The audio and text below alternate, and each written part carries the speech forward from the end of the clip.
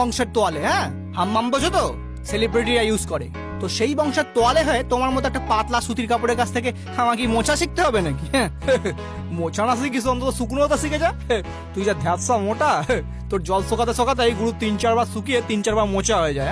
হ্যাঁ ওরে গামছার চামচা, আমি সেই 3-4 বারের কাজটাই একবারে করতে পারি, বারবার নিংড়ে নিংড়ে জল বার করতে হয় না। হ্যাঁ